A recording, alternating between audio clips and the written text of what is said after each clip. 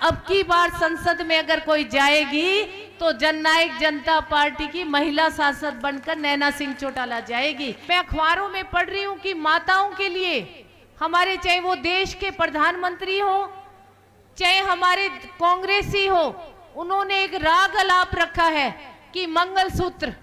आज मैं कहती हूँ कि राजनीति इस दर्जे तक गिर गई है कि माँ बहनों के मंगलसूत्र की बातें जो है वो भाषणों में की जा रही हैं। मैं उन लोगों से पूछना चाहूंगी कि आप लोगों को मंगलसूत्र की कीमत का क्या पता है? क्या पता मंगल के सूत्र की कीमत को हमारे देश के प्रधानमंत्री को? क्या पता है मंगलसूत्र की कीमत को राहुल गांधी को? इन्होंने घर नहीं बसाए। मंगलसूत्र की कीमत का पूछो जो देश की सेवा करें उन सैनिकों से, उनकी पत्नियों से पूछो कि मंगलसूत्र क्या होता है। उन मेरी माताओं से पूछो जिनके पति देश की सीमाओं पे शहीद हुए हैं। उस मंगलसूत्र की कीमत उन वीरांगनाओं से पूछो, उन विधवाओं से पूछो कि मंगलसूत्र क्या होता है। मैं मंगलसूत्र के लिए एक लाइन ही कहूंगी कि ये कतरा ही सही मेरा अलग वजूद तो है, चाहे वो एक धागे में पिरोया हुआ 4 दाने ही हो मोती के, पर उसका वजूद जो है वो बहुत बड़ा है। ये कतरा ही सही मेरा वजूद तो है। आप इस मंगलसूत्र को, मैं हाथ जोड़ के नेताओं से निवेदन करूंगी कि आप इस मंगलसूत्र को इतना सस्ता मत बनाओ। आप इसके ऊपर इस मंगलसूत्र की राजनीति मत करो, क्योंकि जिस दिन मातृ शक्ति जागृत होगी, आप ये देखो कि अगर हम दुर्गा की पूजा करते तो वो भी एक माँ है। अगर हम शिक्षा की बात करूं, मैं आज नारी जो है वो बहुत सशक्त है और नारी अपने आप में एक समुंदर है। इसकी गहराई मत नापो नारी की शक्ति की। जिस दिन अगर इस नारी ने अपना रौद्र रूप धारण कर लिया तो ये नारी इकट्ठी होकर ये भाजपा को और कांग्रेस को बता देगी अच्छी तरह कि मंगलसूत्र क्या होता है, इसकी कीमत क्या होती है। जो नारी दिन रात मंगलसूत्र पहन के, जो सीमा पे लोग खड़े हैं अपने पतियों के लिए, सुबह शाम मंदिरों में जाके इसी मंगलसूत्र को हाथ पे पकड़ के मन्नत मांगती है, उस देश के प्रधानमंत्री को क्या पता।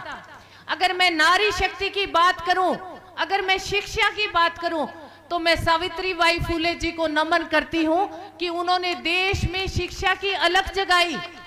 अगर मैं मेरी हरियाणा की बेटी कल्पना चावला की बात करूं, तो आप देखो कि उस बेटे ने हरियाणा का नाम चांद पे जाके रोशन किया है, वो भी एक नारी है।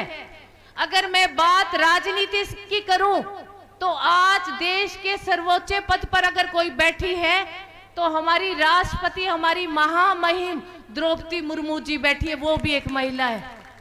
अगर मैं सबसे पहले हरियाणा की बेटी की राजनीति में, संसद में जाने की बात करूं, तो हमारी सबसे पहली हरियाणा की बेटी जो है वो चरखी दादरी से चंद्रावती जी थी।